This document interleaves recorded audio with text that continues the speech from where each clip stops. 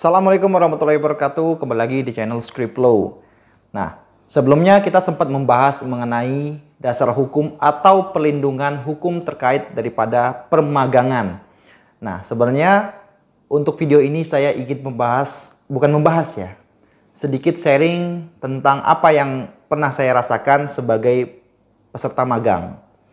Jujur aja, kalau saya pribadi ini hanya merasakan permagangan dalam bentuk internship. Nah, masih ingat lah ya, apa bedanya internship dan juga apprenticeship.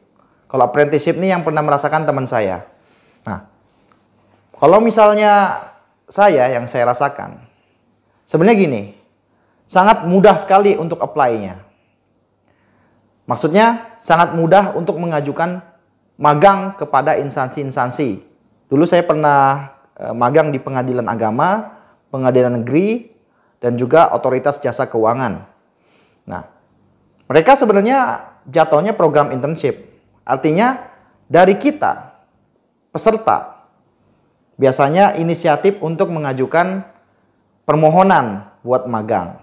Nah, kalau sistemnya kayak gitu, internship ya, jangan terlalu berharap atau berekspektasi besar di situ. Magang nih nggak dapat duit nih, gimana nih? Harusnya dapat fasilitas, dapat gaji lah, terus juga dapat hak-hak yang lain. Enggak kawan, enggak. Ingat, internship ini hanya magang secara sukarela. Gitu. Saya dari awal sudah beranggapan seperti itu. Yang penting saya punya pengalaman. Kuncinya di situ. Masalah saya dapat ya syukur, nggak dapat ya juga nggak apa-apa. Nah, saya di pengadilan negeri, pengadilan agama, saya nggak dapat apa-apa. Tapi saya waktu itu dapat keilmuan. Ya memang kerjaan saya waktu itu cuma ngecapin berkas, terus ya nulis-nulis, nyatet-nyatet. Biasanya ada berkas masuk, kita catat ke buku besar. Ya kayak gitu. Terkadang yang enak adalah saya bisa fleksibel untuk melihat sidang. Kebetulan saya kan di bidang hukum, jadi waktu itu kan sekalian saya lihat sidang. Sidang di pengadilan itu seperti apa sih? Terkadang kan teori dan praktek beda nih. Nah gitu. Awal-awal masih pusing. Kok setelah urutan gugatan, kok langsung pembuktian ya? Kok nggak ada eksepsi ya? Gitu. Misalnya gitu. Ternyata baru nemu jawabannya. Ya, tidak hanya eksepsi tapi tanggapan. Itu pun kalau memang pihak si tergugatnya hadir. Kalau enggak, ya lanjut ke pembuktian. Nah gitu. Awal-awal ya begitu, tapi lama-kelamaan akhirnya ya nambah jam terbang lah buat terjun di dunia pekerjaan. Kayak gini loh dunia kerja gitu.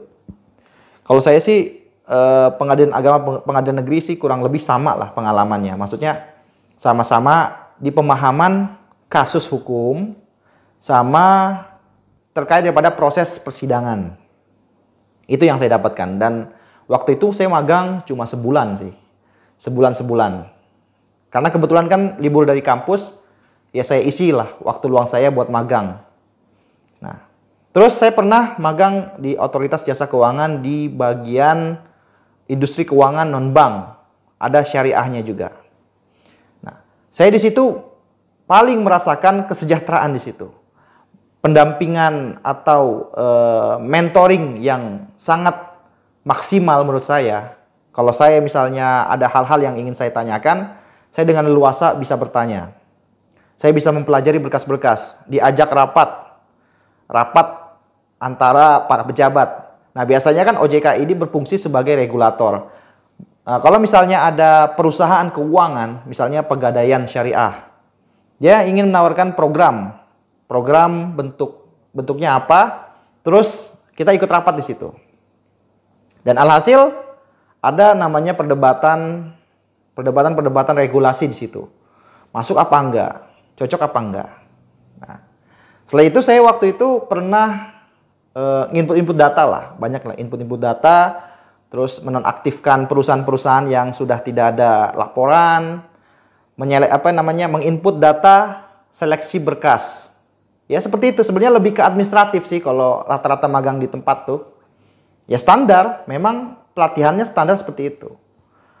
Dan saya baru menyadari bahwasannya, wah, saya tuh masih kurang banget keilmuan di situ. Jadi benar-benar greget, harus benar-benar belajar dan memiliki keahlian supaya banyak fungsinya di situ. Kalau kita cuma sekedar administrasi, saya kira semua orang bisa administrasi, tinggal dilatih sedikit. Tapi keahlian, cara kita kritis, cara kita memetakan suatu persoalan, itu yang susah. Makanya waktu saya diajak rapat, membahas suatu program dan juga membahas kajian daripada akad mudharabah pada saat itu saya benar-benar berpikir keras itu. Nah, padahal kalau di kampus saya merasa inilah kritis itu, tapi di situ nggak ada, bukan nggak ada gunanya, tapi kayak nggak sebanding itu, kurang sebanding. Ya pastilah, pasti nggak sebanding karena kan saya bukan praktis di situ. Akhirnya ya saya banyak belajar, terus juga ada pelatihan-pelatihan ada, terus juga ada tes untuk persentase dari apa yang didapatkan selama sebulan itu. Saya sebulan juga ngambilnya. Nah, kebetulan saya juga dapat uang saku, alhamdulillah.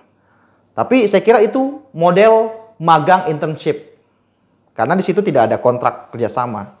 Tapi jujur, sebelumnya itu saya sempat di training bagaimana pembekalan kepegawaian. Ya, nah itu ya yang saya rasakan selama di internship beberapa lembaga. Jadi jangan terlalu berharap dan jangan terlalu berekspektasi tinggi, apalagi cuma sebulan. Ya lewatin aja gitu. Memang berat, pulang pergi jauh. Tapi ya kalau untuk jangka waktu segitu sih saya kira nggak apa-apa. Nah, beda lagi nih kalau apprenticeship. Teman saya, dia di perbankan, di sektor perbankan, pernah mengalami magang di apprenticeship. Nah, di situ benar-benar ada perjanjian kerjasama di situ. Dan saya baca sangat detail dan sangat rinci. Ada programnya juga. Nah, biasanya udah pasti dari program apprenticeship ini sudah mendapatkan uang saku. Biasanya juga kadang dapat jaminan sosial ketenagakerjaan atau jaminan sosial kesehatan. Dia juga dapat. Terus lagi mungkin pelatihan-pelatihan yang lain. Nah, tapi jangka waktunya lama. Kalau sudah setahun dia baru dapat sertifikat. Kalau dia kurang dari setahun biasanya nggak dapat. Karena itu buat jangka panjang. Supaya nanti kalau misalnya ada rekrutmen dari perusahaan tersebut, yang diambil dari orang-orang yang mengikuti program apprenticeship. Gitu. Nah, itu. Jadi harus diketahui. Kalau itu sebenarnya harus tahu hak dan kewajiban. Berekspektasi tinggi juga nggak apa-apa, tapi sesuai dengan koridor masing-masing. Jangan sampai salah sebut istilah ya. Kok saya nggak dapat gaji, kok saya nggak dapat upah. Itu hanya berlaku kalau misalnya Anda sudah menjadi karyawan, pegawai, bukan peserta magang. Kalau peserta magang bahasanya adalah uang saku, ya, uang saku, bukan upah, bukan gaji. Nah, gitu ya. Terus kalau masalah apprenticeship ini bisa kita tuntut lah secara hukum kalau misalnya ada hak dan kewajiban di situ yang tidak sesuai. Apalagi dari perusahaan ini, misalnya ada denda lah, ada disiplin-disiplin yang tidak manusiawi gitu. Bukan tidak manusiawi sih ya. Maksudnya tidak masuk akal. Nah, misalnya kebijakan-kebijakan yang dimana itu bukan sektor Anda, tapi ternyata ada di bidang lain mengalami kehilangan, mengalami kerugian, yang dijadikan beban adalah peserta magang. Itu hati-hati. Gitu ya. Jadi ya kurang lebih perbedaannya seperti itu antara program magang, internship dan juga apprenticeship. Harus memiliki konsekuensi yang berbeda-beda. Jadi ya kurang lebih seperti itu. Terima kasih. Wassalamualaikum warahmatullahi wabarakatuh.